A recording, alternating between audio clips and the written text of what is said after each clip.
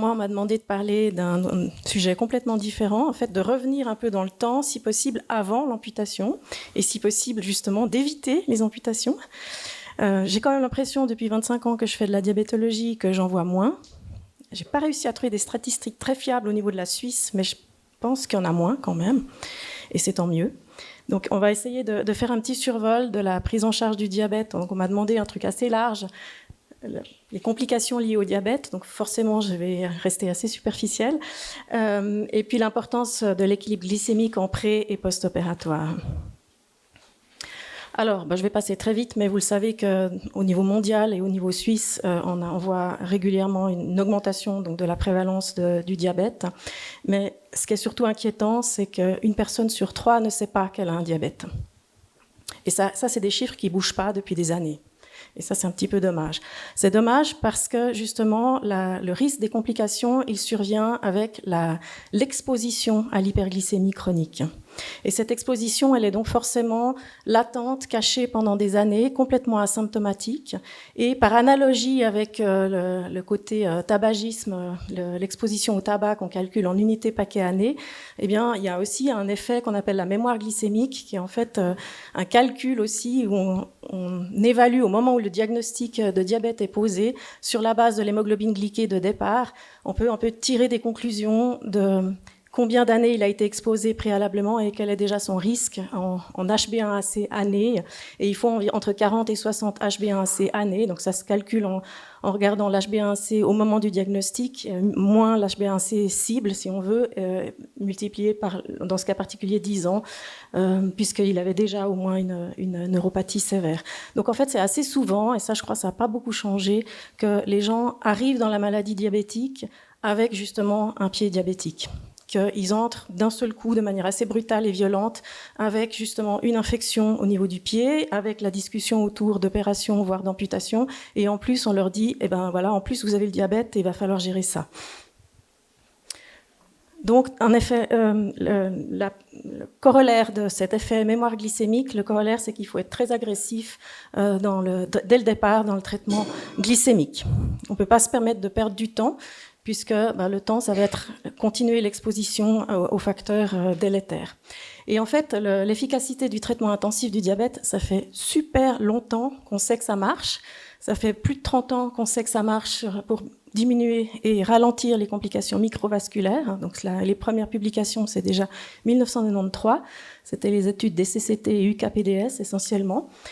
Que pour prévenir les complications micro- et macrovasculaires, c'est encore plus efficace si on ne s'occupe pas juste du sucre, parce que le diabète, c'est pas juste le sucre, sinon ce serait trop simple. Et que c'est donc beaucoup plus efficace si on fait un traitement intensif combiné de tous les facteurs de risque cardiovasculaires, donc la glycémie, la tension artérielle, l'hyperlipidémie, le tabagisme. Et ça a aussi été très bien documenté dans l'étude Steno, une étude danoise, publiée en 1998, dont je vous montre quelques courbes tout de suite. Par contre, pour ce qui est des effets macrovasculaires purs, les traitements intensifs glycémiques n'est pas aussi efficace qu'on le croit. Et au contraire, il y a eu des publications en 2008 qui ont montré que, dans certains cas, on augmentait la mortalité de ces patients en étant trop strict au niveau glycémique. Donc, je vous montre juste là quelques courbes qui étaient justement les publications de l'UKPDS.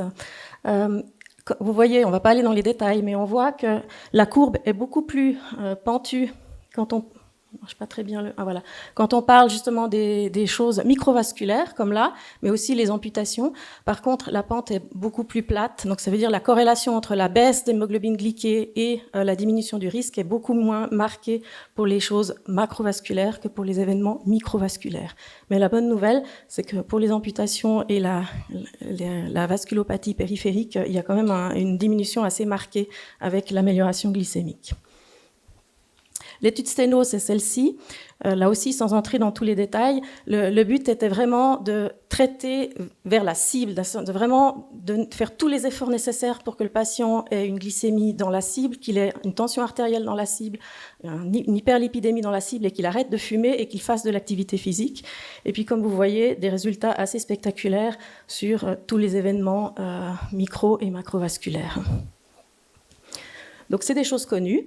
Mais qu'est-ce qui s'est passé en 2008 ? En 2008, il y a eu la publication justement de ces études ACCORD, ADVANCE et VIDT, qui étaient justement des études qui voulaient prouver que sur le côté macrovasculaire, on améliorait le pronostic de ces gens en étant très strict sur le côté glycémique. Évidemment, à l'époque, avec les médicaments qui étaient à disposition. Depuis ces dates, depuis cette époque, il y a eu un énorme développement au niveau médicamenteux.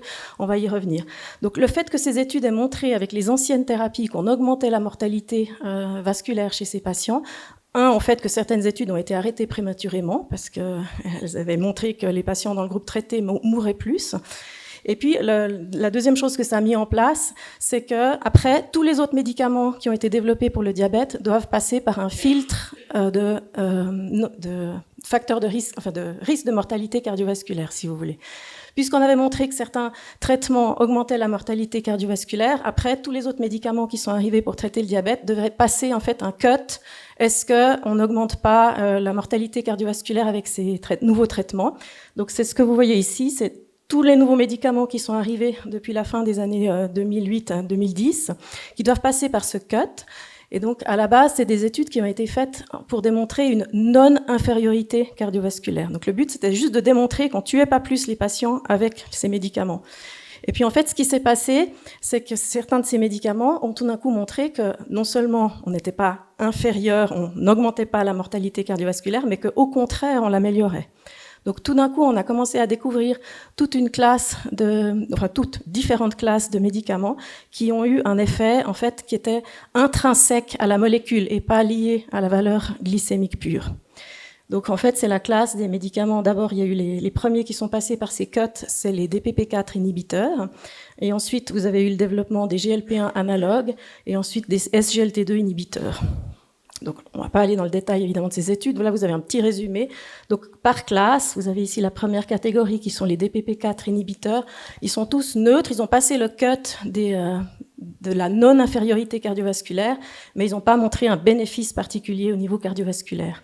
Par contre, dès qu'on est arrivé dans la classe des GLP1 analogues, on a pu voir qu'on avait une amélioration de tous les aspects cardiovasculaires, mortalité et morbidité, mais aussi pour la néphropathie, et même chose après pour les SGLT2 inhibiteurs. Donc au contraire des autres études qui étaient faites avec les anciennes molécules, qui avaient montré soit une neutralité, soit une augmentation cardiovasculaire. D'où justement le changement des recommandations thérapeutiques, évidemment, avec l'abandon progressif des anciennes molécules. Et ça veut dire, après, on fait des nouvelles recommandations et on essaye aussi de ne plus être aussi fixé sur la valeur glycémique pure, mais d'avoir justement une prise en charge globale du patient. Donc, comme j'ai dit, la diabétologie, c'est pas que le sucre. C'est aussi prendre en compte ses aspects psychosociaux, ce qu'il est capable de manager. Une maladie chronique, c'est difficile à gérer au jour le jour. Et ça, on a de la peine à l'imaginer. Ça demande une discipline quotidienne. Pour la petite anecdote, en 2015, j'ai été faire un stage au Steno Center au Danemark, qui est un très grand centre de diabétologie, justement très multidisciplinaire. Et puis tous les médecins invités pendant quelques jours à faire ce stage, eh bien, on était randomisés dès l'arrivée, où on était soit un diabétique type 1, soit un diabétique type 2. Et en fait, on devait vivre tous ces jours de stage en remplissant le carnet, en se faisant des glycémies, en se faisant des fausses injections, en prenant des faux médicaments, en ayant une prescription d'activité physique régulière. Et je peux vous dire, même moi, et ça faisait déjà plusieurs années que je faisais de la diabétologie, j'ai pas réussi à tenir mon carnet de manière aussi structurée que certains de mes patients. Et tout d'un coup, je me suis rendu compte, oula, mais en fait, c'est pas si simple. J'avais des fois oublié de faire ma glycémie avant l'injection ou avant de manger. J'étais pas très disciplinée, en fait. Et je me suis rendu compte que c'était difficile. Donc, il y a tout ça à tenir compte. On va pas entrer dans les détails, mais voilà, ça veut dire que on s'est éloigné du dogme. Plus l'HbA1c est basse, mieux c'est. C'est fini, ça. Parce que, justement, déjà, c'est un assez mauvais marqueur de l'équilibre global du patient. Ça tient compte justement que d'un seul aspect, et puis ça tient pas compte des risques qui sont associés aussi justement aux hypoglycémies, puisqu'on a pu montrer que les hypoglycémies, elles étaient particulièrement délétères. Et donc en fait, comme toujours, on doit poser des objectifs SMART et définir pour tel patient, on va avoir tel objectif en fonction de de tel ou tel facteur. Et comme vous voyez, dans certains cas, on peut avoir des objectifs d'hémoglobine glyquée qui sont plus élevés que ce qu'on avait comme chose un peu ancrée dans la tête. Tout le monde à 6,5, ça c'est fini.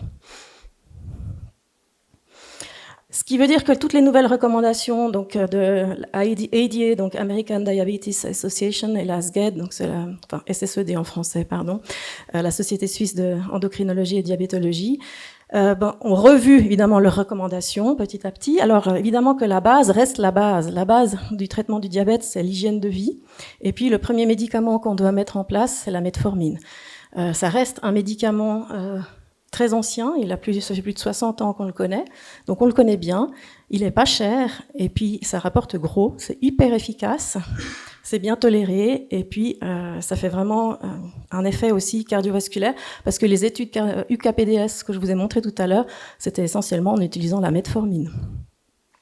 Et puis après, justement, en deuxième ligne, maintenant, on recommande assez spécifiquement de regarder surtout quelles sont les comorbidités du patient et quels sont les objectifs qu'on veut atteindre. Et donc, en fonction de ça, on va justement choisir le médicament, en tenant compte aussi, et c'est là où ça devient assez compliqué, je me rends compte pour mes collègues généralistes que ça devient une sorte de jungle pour essayer de comprendre, parce qu'il y a les recommandations, il y a les évidences scientifiques, et puis après, il y a les assurances qui nous mettent des limitations. Et c'est très compliqué de naviguer dans ces limitations, d'autant plus qu'elles changent parfois, tout d'un coup, pouf. Tout d'un coup, hop, l'OFSP décide que telle ou telle chose ne sera plus remboursée dans telles conditions, que la quote-part va changer, qu'on ne peut pas combiner ça et ça. Enfin, même pour nous, c'est la jungle et c'est difficile.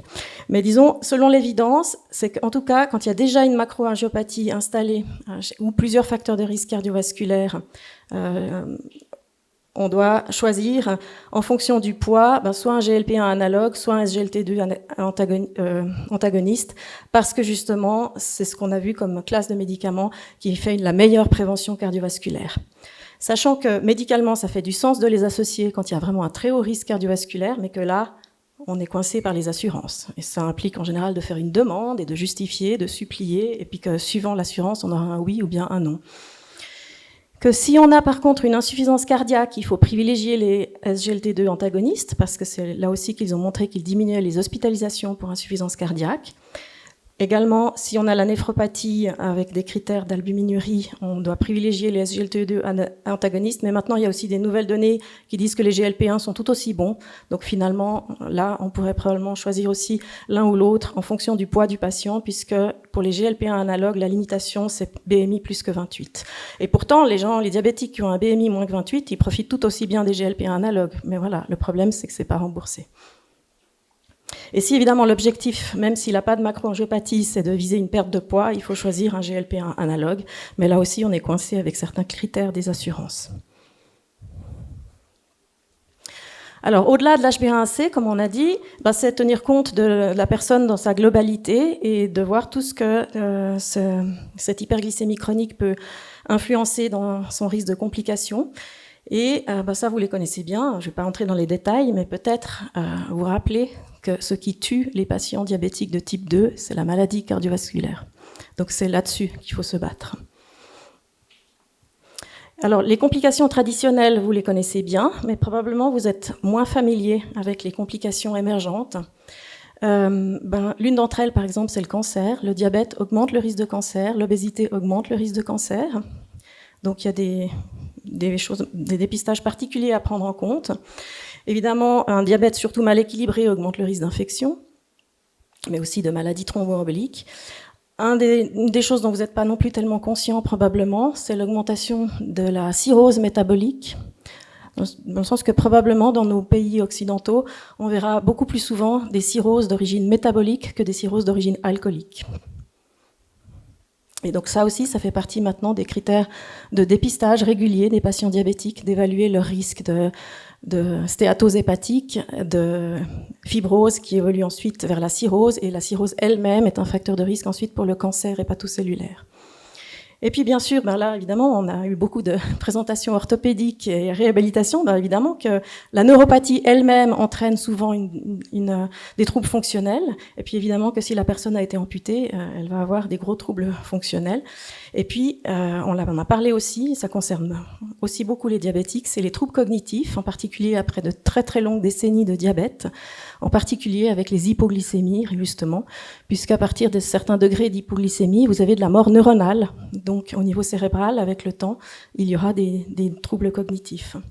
Et puis, évidemment, la maladie chronique et ses complications va avoir un impact aussi sur le moral, parce que c'est pas facile de vivre avec des complications multiples. Et évidemment aussi, il peut y avoir un impact socio-professionnel qui va faire qu'on a aussi des difficultés à rester inséré dans le monde du travail. Alors, le bilan des complications, il est en principe du ressort du médecin généraliste, ou bien en tout cas, quand le patient est hospitalisé, c'est l'occasion de faire le point. Tout en se rappelant que pour la maladie coronarienne, on n'a pas vraiment de bons marqueurs de dépistage, parce que comme elle est souvent silencieuse, de demander les symptômes, c'est pas forcément un signe que tout va bien.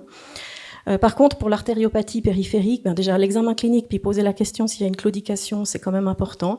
Et pour la maladie cérébrovasculaire, certains dépistages sont parfois aussi recommandés.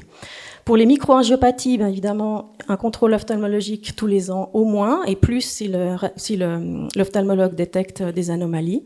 La fonction rénale et l'albuminurie, en se rappelant que c'est un ratio, il ne faut pas juste mesurer l'albumine dans l'urine, mais l'alburine et la créatinine, pour classifier la néphropathie. Et puis le screening de la polyneuropathie. À chaque visite, on doit peser le patient et vérifier son BMI. On doit discuter et intervenir sur l'arrêt du tabac. Et c'est un travail de longue haleine. Ça ne s'arrête pas d'un jour ou l'autre. Mais si le médecin ne le fait pas, à chaque consultation, une petite intervention pour dire « Et pour la cigarette, vous en êtes où? Qu'est-ce que vous faites ?» Évidemment, moi, je suis des patients parfois depuis des années. Alors, ils savent très bien qu'à chaque consultation, je vais prendre 5 minutes pour rediscuter de leur consommation de tabac. En général, ils me voient venir avec mes gros sabots, et puis en fait, on en rigole. Mais un jour, cette petite graine, ça marche. Un jour, ils arrivent tout fiers et ils vous disent « j'ai arrêté de fumer ». Donc, il faut jamais se décourager et toujours rediscuter de ça. Et puis, quand il y en a qui disent « oui, je sais », je leur répète « c'est mon job ». Voilà, c'est mon job de vous poser cette question à chaque fois, et un jour, vous allez voir, vous allez y arriver, vous aurez le déclic qui fait que vous y arrivez. Et puis, l'autre chose qui est plus difficile, c'est de réussir à obtenir que les facteurs de risque cardiovasculaire soient dans les cibles souhaitées. Comme je vous ai montré dans l'étude Steno, si on veut vraiment diminuer la mortalité globale chez ces patients et cardiovasculaires en particulier, il faut avoir des cibles très strictes. Et les cibles très strictes, ça veut dire qu'ils doivent prendre des médicaments. Et là, on a un petit problème de compréhension, à la fois avec le patient, mais parfois aussi avec son généraliste. Parce que ce que j'entends très régulièrement, c'est « mais mon cholestérol est normal, pourquoi est-ce que je dois prendre un médicament contre le cholestérol ?» Or, la norme, c'est une définition statistique. C'est on prend un groupe de personnes, on mesure, on fait une courbe de Gauss, et puis on dit entre temps et temps, c'est la norme. Chez une personne diabétique qui a un haut risque cardiovasculaire, c'est pas la norme qu'on doit regarder, c'est la cible. Et la cible pour diminuer le risque, elle est très basse. Pour un diabétique qui n'a pas encore de maladie, pas encore en tout cas de maladie clinique macroangiopathique, la cible c'est de viser un LDL de inférieur à 1,8. Ça, vous n'y arrivez pas avec un régime, hein, même si vous mangez que de l'herbe. Si le patient a déjà une macroangiopathie ou une néphropathie, la cible c'est inférieur à 1,4 millimoles par litre. Donc ça demande d'intervenir avec des médicaments assez puissants. Et là aussi, il ne faut pas être timide avec les statines, parce que finalement, si on fait quelque chose mais qu'on n'est pas dans la cible, c'est comme si on faisait rien. Et c'est ça qui est très difficile à faire passer comme message, non seulement au patient, mais aussi à son médecin généraliste. Malheureusement, ça m'arrive très souvent que j'explique au patient qu'on commence une statine et que le médecin traitant l'arrête derrière parce que le cholestérol est normal. Et malheureusement, c'est toujours la différence entre les études randomisées, contrôlées, qui donnent des résultats, et leur implémentation dans la vie quotidienne. Il y a ce fameux lost in translation, ça a été étudié aussi, dans le sens que les données des études, c'est très difficile de les implémenter réellement dans la prise en charge des gens. Et donc, non seulement il faut mettre des statines assez puissantes, mais parfois il faut combiner avec d'autres médicaments, ou parfois utiliser maintenant les nouvelles molécules, surtout quand il y a une intolérance aux statines, les PCSK9 inhibiteurs, par exemple. Et puis, il faut se rappeler aussi un petit détail, les patients sous metformine ont une malabsorption de la vitamine B12, Et donc, ils ont très souvent besoin d'une supplémentation. Et la vitamine B12 joue un grand rôle dans la neuropathie aussi, et la maladie cardiovasculaire. Parce que le déficit en vitamine B12 augmente aussi l'homocystéine, qui est aussi un facteur favorisant la macroangiopathie. Oula, alors je vais zapper ça parce que de toute façon, vous l'avez déjà vu plusieurs fois. Pouf, celui-là aussi, on l'a déjà vu. J'ai souri tout à l'heure en voyant, on a les mêmes. Alors, pour une version plus facile, sur le site de la Société suisse de diabéto-endocrino, vous avez ces tableaux pour mieux qualifier les risques.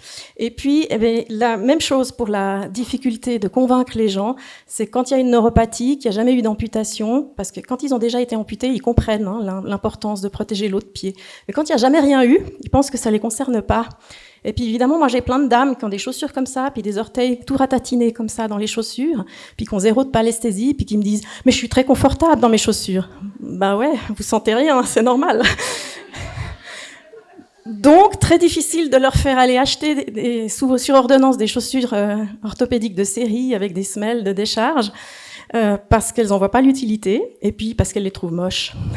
Mais elles ne sont pas toujours moches, il y a aussi eu des progrès de ce côté-là. Et puis très important aussi, dans le rôle du généraliste, c'est de penser maintenant à faire des feuilles de prescription de soins de podologie, parce que justement, on peut avoir des troubles de la vue, des difficultés à se baisser pour aller couper les ongles. Et puis, quand on a de la kératose, des points d'appui, enfin différentes problématiques, il vaut mieux confier ça à un professionnel. C'est clairement quelque chose qui diminue le risque d'avoir des malperforants plantaires. Donc voilà l'ordonnance de podologie que vous trouvez sur le site de la Société suisse de podologie. Alors, en ce qui concerne les complications, ce que j'appellerais dites immédiates, c'est les hypoglycémies, les crises hyperglycémiques et l'acidocétose. Ça concerne justement les phases où les gens sont hospitalisés parce que, par exemple, ils ont une infection du pied ou qu'ils doivent être amputés. Alors, je dirais assez vite sur l'hypoglycémie, mais disons, il faut se rappeler aussi que l'hypoglycémie, le problème des diabétiques d'un certain âge, non seulement dans leur âge biologique, mais dans leur âge dans le diabète, c'est qu'ils perdent la reconnaissance des hypoglycémies. Vous et moi, quand on commence à avoir la glycémie un peu basse, on va commencer à ressentir la faim, à avoir certains symptômes qui vont nous dire c'est le moment de manger, et avant qu'on arrive en tout cas au moment où on a le cerveau qui dysfonctionne et qu'on tombe dans les pommes. Pour certaines personnes avec le diabète, on perd complètement cette phase-là et on arrive directement dans la phase où le cerveau déconne complètement et on tombe dans les pommes. Donc ça, c'est très dangereux. D'où justement l'intérêt d'éviter les hypos. D'éviter les hypos parce que justement, ça augmente la mortalité, parfois nocturne, quand il y a des hypos nocturnes. Moi, j'ai perdu des patients diabétiques, parfois jeunes, parce qu'ils ont fait des hypos la nuit. Et le mécanisme n'est pas très clair. Soit c'est quelque chose au niveau cérébral avec une sorte de crise d'épilepsie et secondairement un arrêt cardiaque, ou un trouble du rythme d'emblée mortel. Évidemment, on ne peut pas faire beaucoup d'études sur ce thème, donc c'est pas encore très clair ce qui se passe. Comment corriger une hypoglycémie? Ça, c'est aussi important de le rapprendre, entre ne pas surcorriger non plus pour pas éviter un rebond de la glycémie et qui induit encore plus d'effets yo-yo. Et puis, de se rappeler à l'instruction de la gestion du glucagon. Le patient doit, et sa famille, ses proches, voire parfois ses collègues de travail, doivent apprendre soit à faire des injections de glucagon, ce qui est assez compliqué parce que c'est de la poudre et du liquide qu'il faut mélanger, donc dans le stress, c'est assez difficile à faire. Mais maintenant, vous avez le glucagon en intranasal, donc un petit push dans la narine et la glycémie remonte quand la personne n'est pas capable de prendre quelque chose par la bouche. Voilà. Pour ce qui concerne le monitoring, donc il y a soit à l'ancienne avec le carnet, ou un peu plus moderne avec les capteurs du glucose qui mesurent la glycémie en continu, comme vous pouvez le voir ici, qui permettent de détecter parfois des hypoglycémies ou des asymptomatiques ou des risques. Vous voyez ici, ce patient, il a une grande variabilité glycémique durant la nuit, avec ici vers 3-4 heures du matin jusqu'à vers 6 heures, une très grande variabilité qui fait que parfois il fait des hypos. Donc ce qui nécessite que l'on modifie son traitement. Et pour ce qui est des soins en hospitalier, il y a des publications là-dessus. L'ADA met à jour chaque année en janvier une édition spéciale avec les Standards of Care. C'est une assez grosse somme à lire, mais il y a chaque fois le summary, et puis le executive summary, et puis le summary du summary. Donc si vous voulez lire que très très peu de pages, vous trouvez toujours la quintessence en quelques lignes. Alors, la recommandation 1, c'est qu'il faudrait avoir une HbA1c chez tous les patients hospitalisés si elle n'a pas été dosée dans les 3 mois précédant l'hospitalisation. Et pour une chirurgie élective, il faudrait viser quand même plutôt une hémoglobine glyquée inférieure à 8 dans le but de réduire les risques infectieux et thromboemboliques. Et justement, en cas de chirurgie élective, si on n'est pas dans cet objectif, il faudrait majorer la thérapie préalablement à l'intervention, ce qui peut parfois nécessiter, si on est un peu pressé par le temps, un passage transitoire à l'insuline. Pendant l'hospitalisation, il faut mesurer 4 fois par jour la glycémie. Et puis, en principe, pendant la phase préopératoire immédiate, quand le patient va au bloc, il devrait avoir une glycémie entre 5, 6 et 10 millimoles par litre. Et puis, très important aussi, justement, pour tous ceux qui ont des médicaments, c'est que certains médicaments sont à interrompre avant une intervention. C'est ce qu'on appelle les sick day rules. Vous trouvez aussi cette petite carte qu'on peut donner aux patients pour les instruire sur le site de la SSED. C'est qu'il faut en tout cas stopper tous les antidiabétiques oraux avant une intervention ambulatoire. Et puis pour les antagonistes du SGLT2, il faut le faire au moins 3 jours avant l'intervention. Le moment où les reprend dépend un petit peu de l'évolution post-opératoire et puis des comorbidités en particulier cardiologiques. Et sinon, pour tous les autres, il faudrait le stopper le jour de l'opération et passer avec un relais avec l'insuline. Pour ce qui est des agonistes GLP-1 qui s'injectent de manière hebdomadaire, en principe, on peut les continuer, ne pas les arrêter avant l'intervention, sauf éventuellement si on a une intervention plutôt d'ordre abdominal et puis qu'on ne veut pas que le patient ait des nausées. Dans ce cas-là, je l'arrêterai peut-être 1 ou 2 semaines avant l'intervention. Je vais aller très vite sur le risque. Quels sont les risques des SGLT2 inhibiteurs? Alors, je vais zapper le côté physiopathologique, mais juste retenir le mot-clé.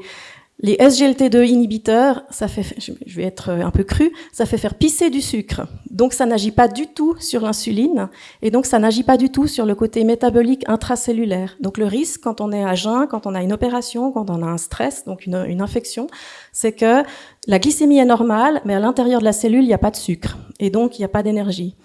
Et donc, ça met un risque de brûler une autre source d'énergie, donc en général les graisses et les muscles, et donc de faire une cétoacidose. Et donc, c'est une situation où il faut préventivement arrêter ces médicaments, et c'est pour ça qu'on dit 3 jours avant. Recommandation 2 de ces standards of care de l'American Diabetes Association, c'est que, si possible, si on en a un, il faudrait appeler le team de diabétologie. C'est une recommandation de grade C. Ça diminue le taux de hyper ou hypoglycémie de 30 à 40% avec un concilium. Et puis, les infirmiers et infirmières en diabétologie ont aussi un rôle très important sur le côté éducatif. Et puis, pour aussi la phase après l'opération. Et ces interventions permettent de diminuer la durée de l'hospitalisation, la réhospitalisation et le futur du patient. Donc la cible glycémique, comme je l'ai dit, c'est en principe 5, 6 à 10 dans une circonstance opératoire standard ou médicale standard. Ça, c'est une recommandation de grade A. Et c'est recommandé de débuter de l'insuline si vous avez plus que deux valeurs supérieures à 10 millimoles dans les dernières 24 heures. Aux soins intensifs, on est revenu en arrière de mettre des cibles glycémiques extrêmement strictes. Ça, c'était une publication il y a 25 ans qui n'a jamais été démontrée une deuxième fois. Donc on est revenu en arrière. Si le patient est très très âgé, qu'il a un mauvais pronostic, une cible entre 10 et 14 pour éviter absolument les hypoglycémies, ça reste une possibilité. Comment faire? Il faut en tout cas mettre en place, si on doit mettre en place de l'insuline, il faut mettre en place une thérapie basale bolus.